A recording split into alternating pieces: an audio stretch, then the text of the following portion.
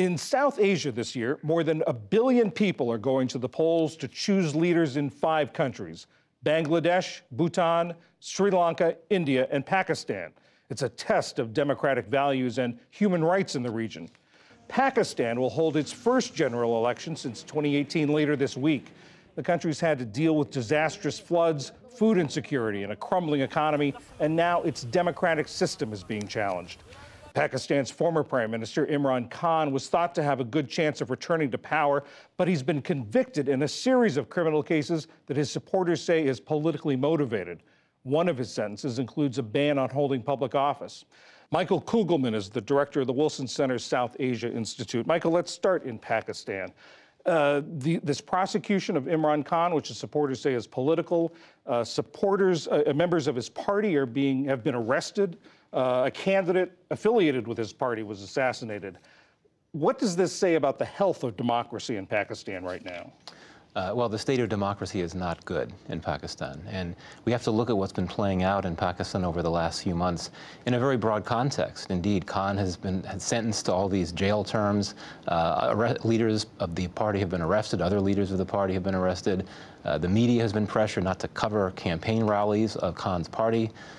So this is not good for democracy, but it goes further than that, because this is not unusual.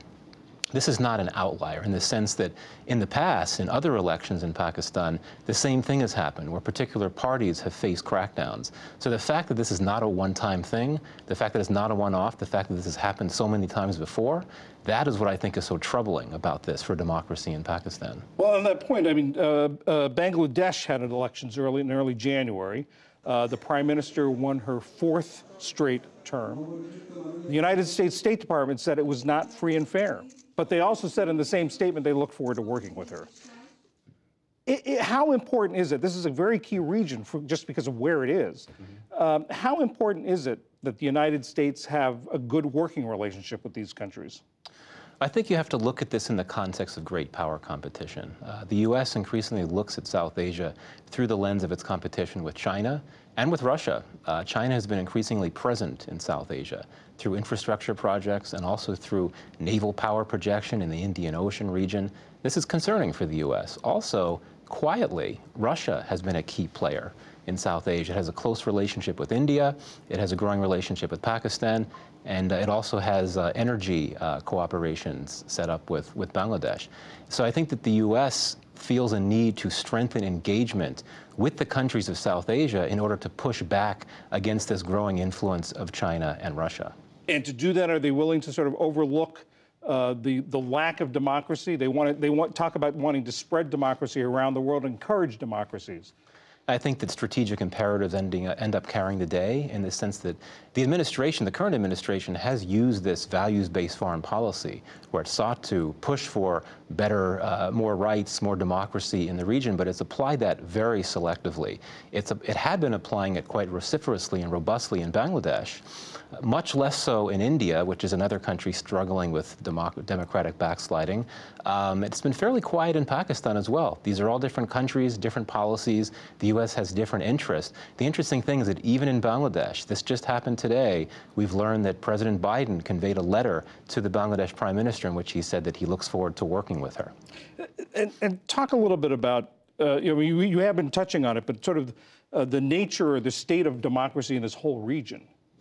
Well, I mean, the worst case is Afghanistan, where, of course, the Taliban has been back in power for a few years. They don't do democracy. But if you look at some other countries, Pakistan, Bangladesh, India, all countries with elections this year, repression, oppression, crackdowns on dissent, on the opposition has intensified. Space for dissent has really shrunk.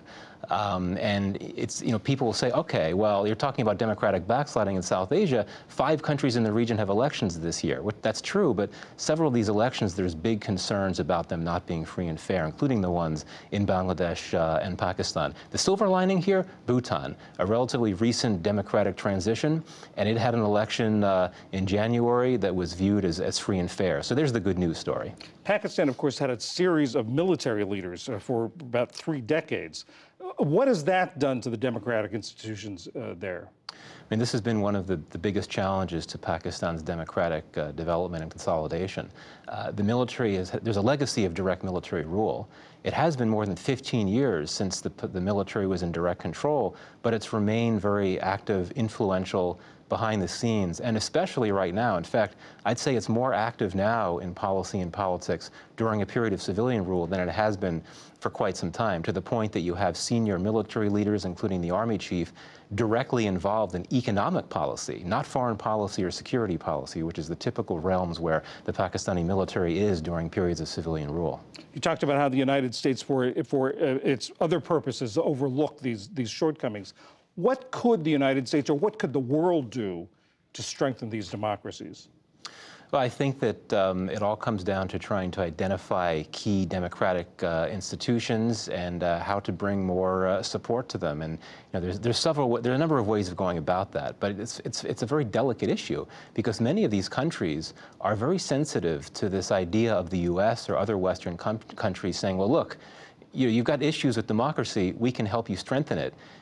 Given that these countries feel that the U.S. has its own struggles with democracy, and other countries in the West do as well. So I think that there's a need to be very careful and very cautious about it. There are things that can be done.